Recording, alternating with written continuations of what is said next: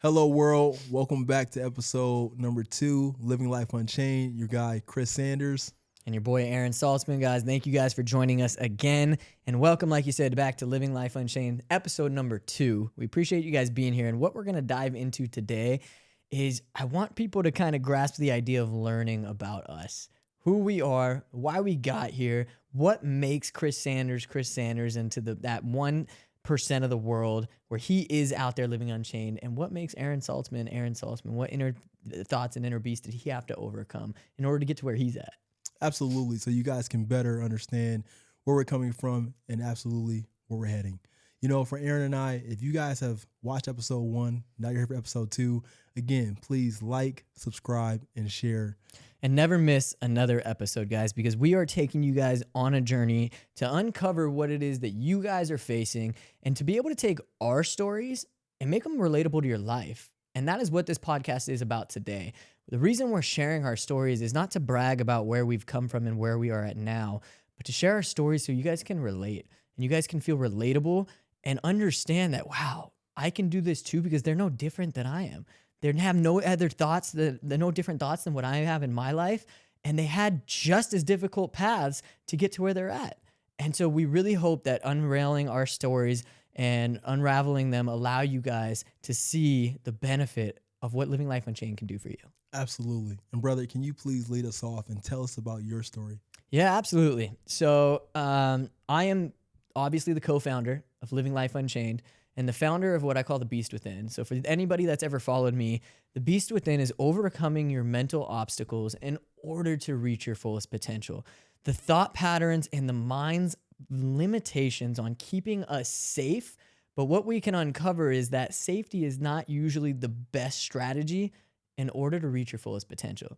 Now, what we would rather have is systematic approaches. And the reason why I am so passionate about this is because I've been under that light and I've been under the fire of overall trying to keep myself in a position to where I didn't have to take risk and didn't have to take chances because I didn't want to fail. And I was so desperately afraid of life that I was hiding in the shadows. I was hiding into the best instead of becoming the best version of myself. And instead of actually attacking the things head on, I would hide in the shadows. And this goes all the way back to, as far as I can remember, is my college days. So I've always been very passionate about fitness. I've always been all about wanting to help see change in this life. And the best way I knew how to do that was physically. I knew how to help people transform their bodies and be able to live a life that they're proud of. And so I went to school for exercise physiology and I studied the body. But little did I know that while studying the body, I was going to run into the biggest hurdle in my entire life. And it wasn't the body, it was the mind. And I started off in the gym constantly working on my body, and I was very competitive. But as I was younger, I was competitive with myself. I always wanted to do better for myself. I always wanted to achieve greatness. That's always been something instilled in me.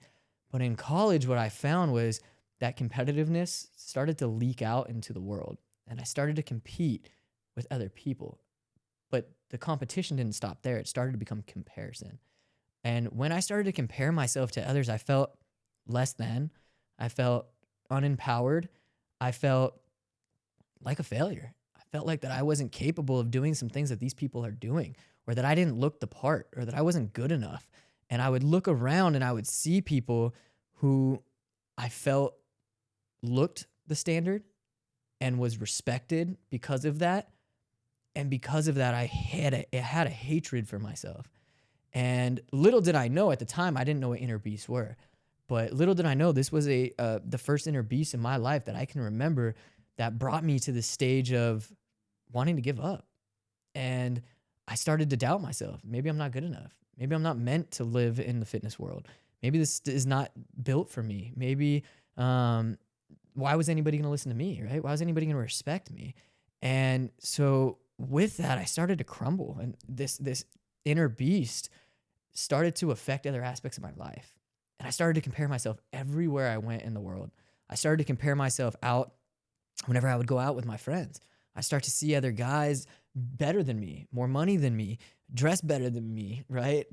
Taller than me, whatever it may be. I started to obsess on things that were relatively out of my control. and stopped obsessing on the things that I could do for myself. And with this, it made me hide in the shadows. It made me start to not take risks when I should. It made me start to think that I'm not capable of living the life that I've ultimately set out for. And maybe I should pull back. And maybe instead of diving in, I should tiptoe and I should slow down. And with that, I had so much pain and sorrow because of this nonstop voices in my head that I could not overcome. I could not hush them. I could not figure out why they were there. But all I knew is that I was out of control. And I reached for something that many of us in this life do. And I fell into addiction based off of this out of control mindset because I needed something else to feel, something else to hold on to, because in my mind, I wasn't good enough. And so I folded to the pressure of addiction and I started sports gambling, and I invested so much time and so much money into this world of sports betting because it gave me some feeling of security, like I was being protected, because I no longer had to think about my inner thoughts. I no longer had to think about the comparison beast that was lurking or the inability to achieve my goals because I was so stuck on my addiction. No, I had to solve life out. I was in debt. I owed people thousands and thousands of dollars. I didn't know how I was going to pay rent. I didn't know how I was going to feed myself. I had bookies coming after me. So what I did, like many of us do with addiction, is we hide within it, because the addiction is not the substance. The addiction was not the sports betting. The addiction was hiding myself from the fears and doubts and insecurities that I had, that I was so afraid of dealing with, that I'd rather fall into the life of addiction and abuse and unsatisfactory of who I was becoming. And with this addiction, it took over my life. And like I mentioned, it was so painful. I wanted to end my suffering. And although so painful, something about it felt peaceful. And that peace came from the fact that I didn't have to deal with the outside world, and that I was alone, and that I had to deal with this all by myself, and I had to figure this piece out. And with that, I came crumbling down, and this took over years of my life. And it wasn't until I finally realized that the only person to come and save me was going to be myself, and that I had to step up to these inner voices, and these inner voices that were telling me I wasn't good enough, these inner voices that said I'll never reach my dreams, and these inner voices that says that person has it better than you. And I started to realize that I can no longer blame outside circumstances. I couldn't blame the addiction. I couldn't blame my environment, the people I was hanging out with, going out partying. I couldn't hide behind this anymore. And it wasn't until I was so sick and tired of not being the person that I demanded myself to be, because this is the thing, guys. When you're not the version of yourself that you want to become, there's an internal war back and forth of, you need to do this, but I'm not comfortable doing that, right? There's this internal war that you need to be better, but I'm scared. I don't want to go into that world of becoming better. And you have this internal dialogue with yourself back and forth. And again, this is what I call your inner beast. And this inner beast is your ego. Your ego is your ability to keep yourself safe. Your mind's ability to try and keep yourself safe from harm, whatever that harm may be, judgment, physical harm, whatever it is. Your mind is trying to keep yourself safe. But the problem with ego is it keeps you in the shadows, and it keeps you from not trying and failing and trying again. And so my story goes back to finally getting to a point where I was just so sick and tired of the voices, and I couldn't deal with listening to them anymore. So I decided that I was going to create systems around these voices. Did the voices go away? No. Have they ever gone away? No. Will they ever go away? Absolutely not. But what I've learned to do is tame them. And that's where the inner beast comes in. And that's where living life unchained is. The chains around your mind, all they are your limitations. All we're trying to do is give you systems in order to keep those limitations at bay and allow you the freedom to step into the world of the unknown. Because inner beasts will take you to a point where you will never put the foot forward into the world of the unknown. They will keep you retracted. They'll keep you trying to be safe. And so my story is that I've created systematic approaches on how to keep these voices at bay and have them work for me. Because you see, the inner beasts were the shadow that I used to follow. And now that I've created systems in play, I've been able to now turn that around and have the shadows follow me. And I get to use them. And I get to help other people who are facing them because now I'm aware. And so for me, awareness is key. Becoming aware of the inner beast that you're facing, becoming aware of the problems that are in your life, because it is not something that you just have to live with. It's not something that you just have to, my life is the way it is. My circumstances are the way they are. My financial instability is, that's the life that I'm designed to live. But it's untrue.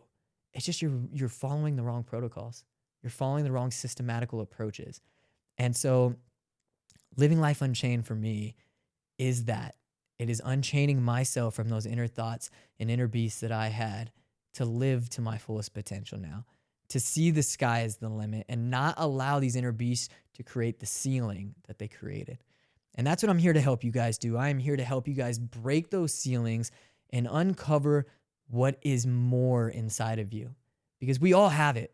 We all have purpose. We all have drive. We all deserve to live the life that we ultimately set out for. But the question is, are you going to step into it? Are you going to bring yourself to the awareness that you are facing these inner beasts? What inner beasts that you may have, they might not be the same as mine. You might be facing, and we're going to go over many, many different inner beasts that you could be facing during these podcasts. And some of them you'll relate to and some of them you won't. But I want you guys to really hone in on those ones that you relate to, because we need to shine the light under the metaphorical bed. And we need to realize that these inner beasts are running your life. And if you're not careful, like I did for years, you'll let these inner beasts run amok on your life and take control.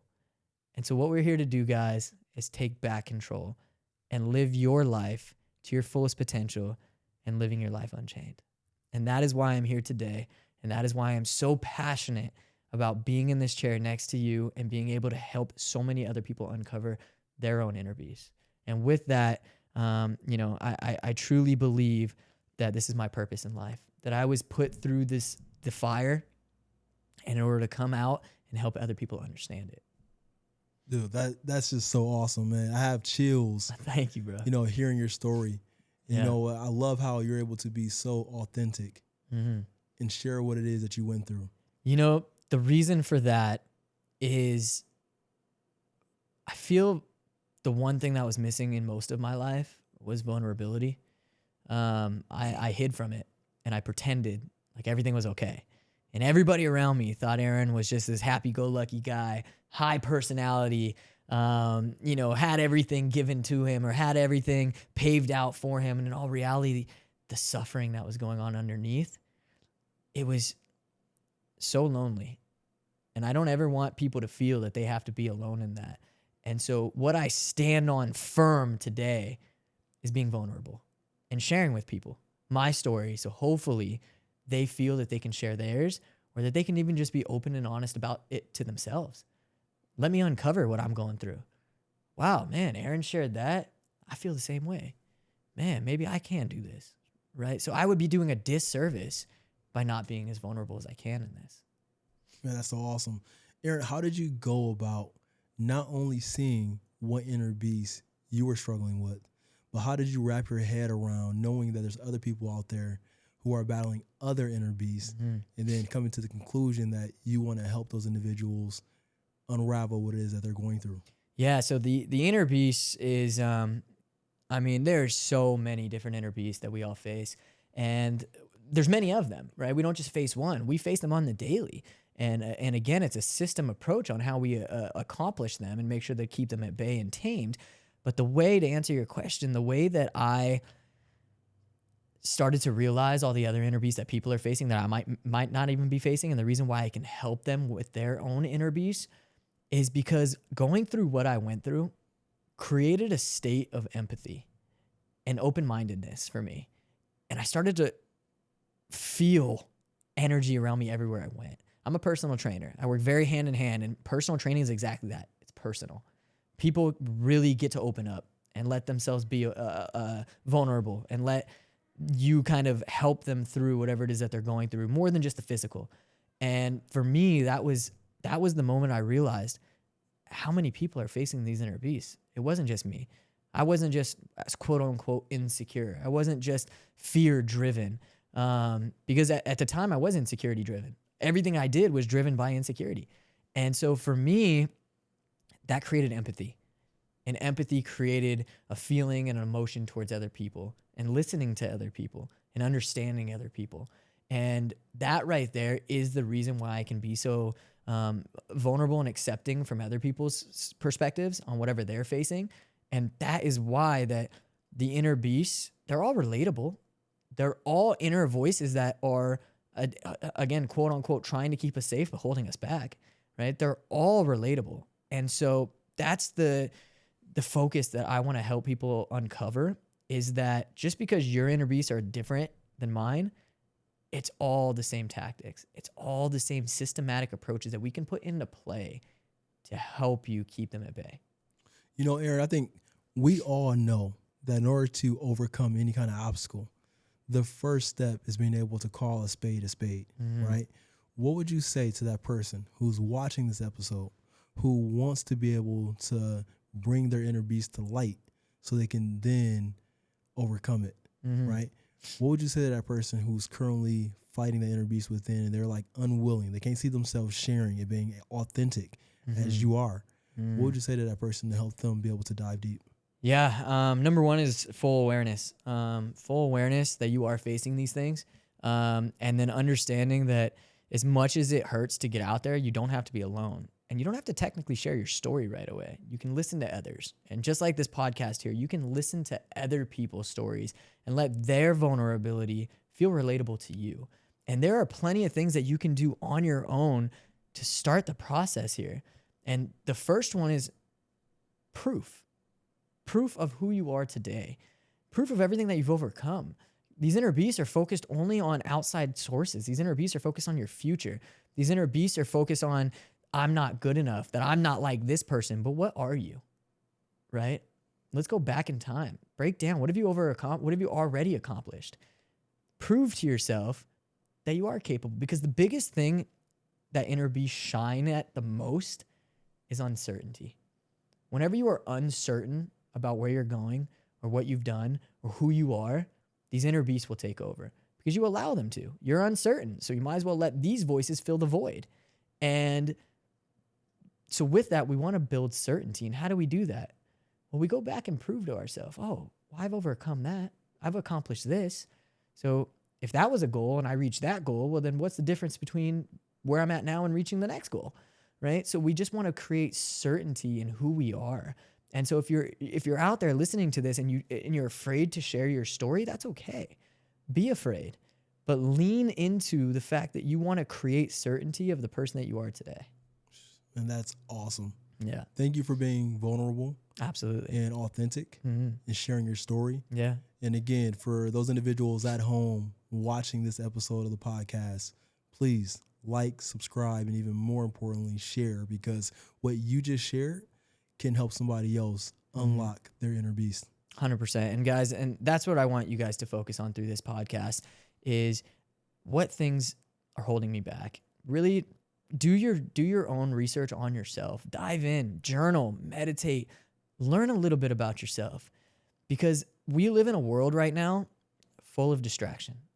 We live in a world where you can distract your mind.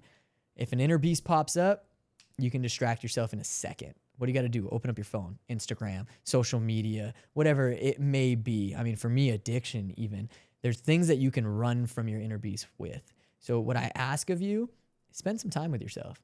Spend some time uncovering your own thoughts and uncovering the person that you are and the person that you're trying to be, and listen to the voices that you're actually listening to, because some of those voices may not be yourself. And some of those voices may be your inner beast trying to keep you small. So again, this is my story. My name is Aaron Saltzman, co-founder of Living Life Unchained. And I hope this resonates with you. And I hope that you guys can take this into your own life and uncover some of your own inner beast. And let's go on this journey together. You don't have to do it alone. Follow us. Follow us through our journey of living life unchained, and understand that there is a progressional, systematic approach in all of this. And we're here to help you guys uncover that. Absolutely. And for those individuals at home, again, this is episode number 2. This episode was based off Aaron Saltzman and his origin story. Until then, continue to live your life unchained. Appreciate you guys. Thank you guys for listening.